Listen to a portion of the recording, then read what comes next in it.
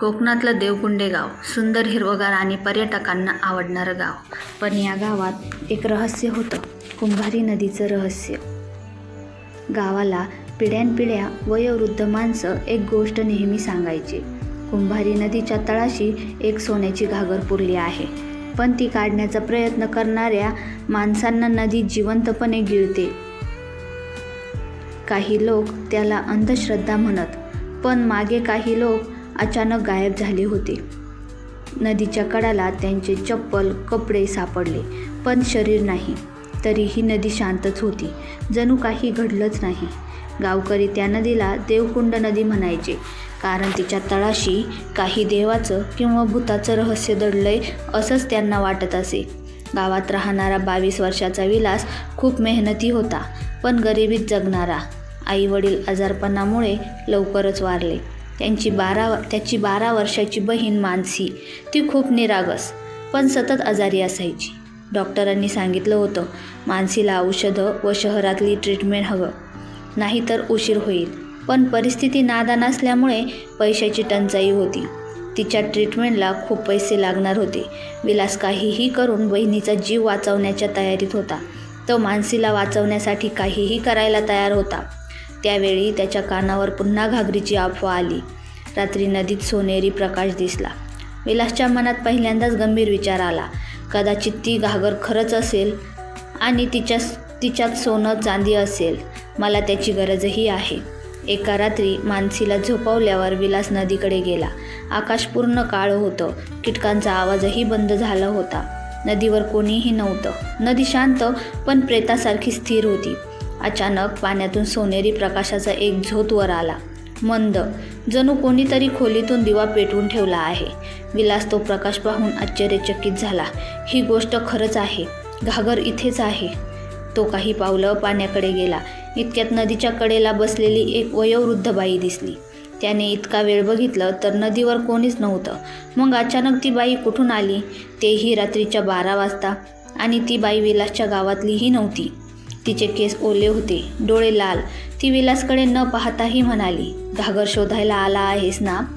तुझ्या आधीही लोक आले, पण परत गेले नाहीत. नदी तिचं सोनं कुणालाच देत नाही. विलास घाबरला. ती बाई एक विचित्र, थरकाप उडवणारं हसू हसली. जाशील तर एकटाच, नाही येशील. विलास मागे हटला, डोळे झाकून घेतले. 2 सेकंदांनी तो बाईकडे पाहतो, तर तिथे ती बाई नव्हती. ती बाई कुठे गायब झाली, तिचं चिन्हही नाही. हा सगळा प्रकार बघून विलास खूप घाबरला व घरी निघून गेला. दुसऱ्या दिवशी विलास तात्या कुणबींना भेटायला गेला. तात्या वयस्कर पण नदीबद्दल सगळं माहिती असणारी. विलास त्यांना त्या रात्री घडलेलं सगळं सांगतो. तात्या एक दीर्घ श्वास घेतात. विलास, ती बाई जिवंत नाही. 30 वर्षापूर्वी तिचा मुलगा घागर शोधायला गेला आणि नदीने त्यालाच नाही तर तिलाही खेचून नेले. तात्यांचं बोलणं ऐकून विलास सुन्न झाला. तात्या पुढे सांगतात, एकदा एक साधू गावात आला होता. त्याने मोठा खजिना न मिळावा म्हणून ती सोन्याची घागर स्वतः नदीत पुरली. पण गावकऱ्यांनी त्याला मारण्याचा प्रयत्न केला. त्यांनी खजिन्यासाठी साधूला नदीत ढकललं.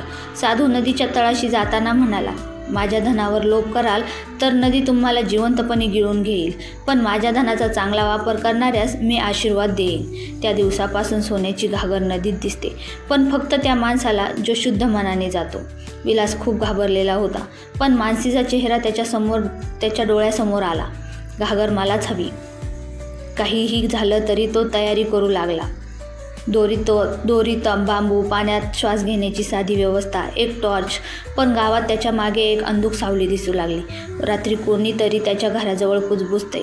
दरवाजावर 3 वेळा विचित्र ठोके पडायचे. मानसी म्हणायची, दादा, कुणीतरी खिडकीतून पाहत आहे, लाल डोळ्यांचा.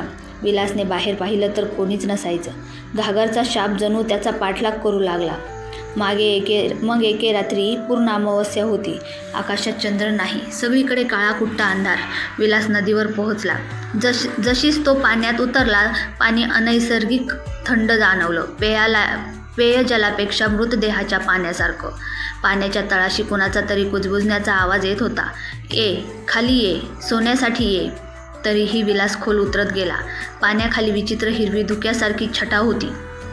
थोडं पुढे एक मोठी सावली दिसली, जणू एखादं मानवी शरीर. क्षणात ती सावली गायब झाली. त्याचं हृदय धडधडू लागलं. अचानक त्याच्या हाताला काहीतरी कठीण धातूसारखं काहीतरी लागलं. विलासला कळालं, घागर आहे. ती सोन्याची होती, अर्धी चिखलात गाडलेली. पण जशीच त्यानं घागर उचलायचा प्रयत्न केला, एक हात थंड लांब पाण्यातून आला आणि त्याच्या पायाला घट्ट पकडलं. विलास थरथरला. टॉर्च वळवला. ते होतं एक प्रेत. डोळे नाहीत, फक्त खोल पोकळ्या. तोंडातून पाणी वाहतंय. ते प्रेत म्हणालं, सोनं सोड. आम्हीही सोन्यासाठी आलो आणि इथेच बांधलेलो. तूही राहशील. विलास भीतीने चित्कारला, पण आवाज पाण्यात दबला गेला. तो झटू लागला. आपल्या पाय त्या हातातून सोडवण्याचा प्रयत्न करू लागला.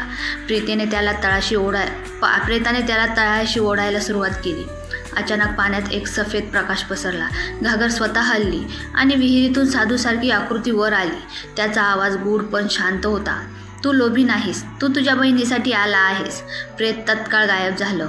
घागर चिखलातून सुटली. साधू म्हणाला, घे, पण लक्षात ठेव, सोन्याचं मूल्य दानात आहे, लोभात नाही. प्रकाश गायब झाला.